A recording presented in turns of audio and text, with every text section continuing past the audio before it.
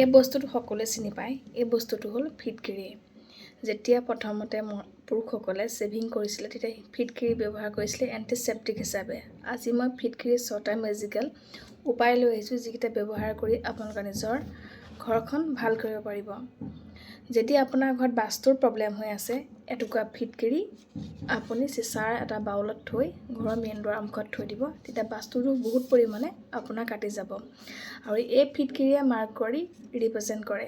যদি আপোনাৰ ল'ৰা ছোৱালীৰ ফ'কাছ কম হয় পঢ়াৰ প্ৰতি, তেওঁলোকৰ টেবুলত এটুকুৰা ফিটকিৰি চিচাৰ বাউলত থৈ দিব। তাৰপিছত আপোনাৰ যদি টোপনি কম হয়, বহুত মানুহৰ আজিকালি টোপনি বহুত বেছি কম হয় নহয়নে, আপুনি শোৱাৰ গাৰুৰ তলত এটুকুৰা ফিটকিৰি থৈ দিব।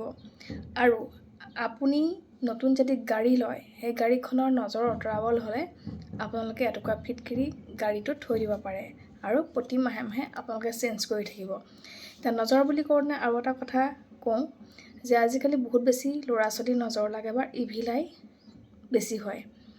তাৰ কাৰণে আপোনালোকে এটুকুৰা ফিটকিৰি ল'ব, তাত অকণমান নিমখ দিব, তাৰপিছত অকণমান ক'লা তিল দিব। এই গোটেইখিনি বস্তু লৈ আপোনাৰ যদি নিজৰ নজৰ লাগিছে বা ইভিল আই আছে, নিজৰ মূৰৰ ওপৰত এণ্টি ক্লকৱাইজ 7 বাৰ বা ঘৰখনৰ যদি নজৰ লাগিছে বুলি গম পায়, এই বস্তুখিনি লৈ আপুনি ঘৰৰ প্ৰতিটো ৰুমত এণ্টি ক্লকৱাইজ 7 বাৰকৈ ঘূৰাব আৰু এই বস্তুখিনি বাহিৰত জ্বলাই দিব।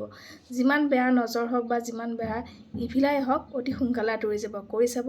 এই ফিটকিৰি বিশেষ উপায়টো সকলোৱে কৰিব আৰু সকলোৱে ইয়াৰ মেজিকেল ৰিজাল্টটো কমেণ্টত কমেণ্ট কৰিব। Thank U.